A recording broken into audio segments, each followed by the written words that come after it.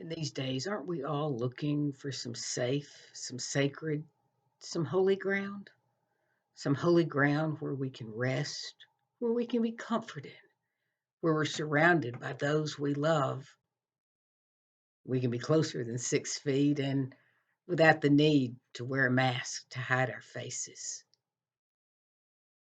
Well, Moses encountered some holy ground, didn't he?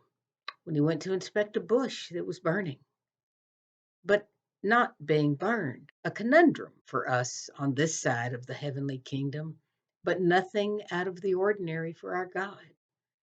And it was while standing in front of this burning bush that God spoke to Moses. And he instructed Moses, take off your sandals, for you're standing on holy ground. Moses never saw the world the same again. So, where are you looking for your holy ground in the midst of pandemics, in the midst of vaccines, in the midst of all that we're living with each and every day? Let me tell you a little story. There's a book called The Gospel According to Sam, and it's a great read. It's written by a fellow native Texan, an Episcopal priest, who, after his retirement, he had two goals.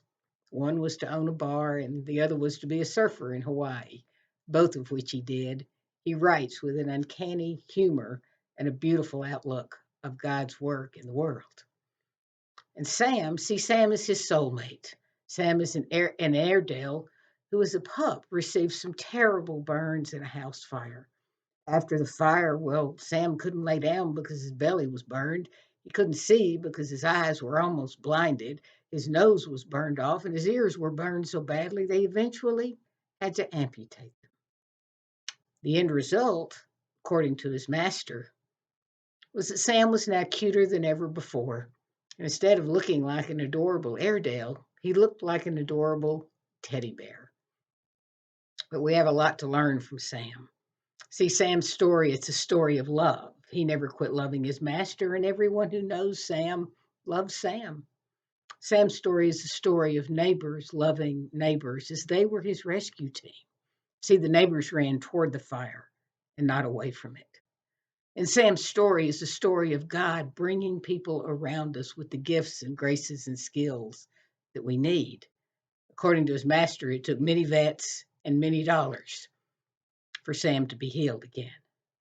And his is a story of unconditional love, a story of suffering, yes, a story of nonstop tail wagging and of great wisdom. His is a story of giving, of community coming together, of those expressing compassion. His is a story of loving your neighbor as you love yourself. And his is a story of living on the ground he had, of leaving paw prints that for his master marked holy ground.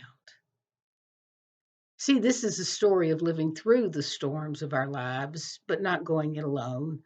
This is a story of God taking a horrific accident and turning it into holy moments. And isn't that what God does? So, back to our search for our little piece of holy ground. As we relinquish our days, our thoughts, our things, heck, even especially our hearts, God takes the ordinary ground that we walk on and He makes it holy. Not because of anything we've done or not done, not because of any super religious holy thoughts that we've had or not have, but He makes the ground holy because of His presence, because of God's presence. See, God is faithful, isn't He? Jesus promised us we would never be alone, and God's Spirit dwells within all of us all of the time. And God's love, well, it's everlasting. And it's everlasting because God is love. So this week, look around and look down at the ground beneath your feet and trust that it is holy ground.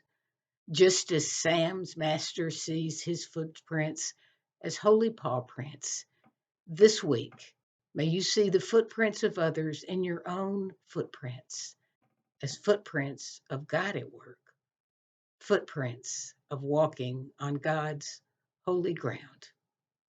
Be blessed, my brothers and sisters. Be blessed. Amen.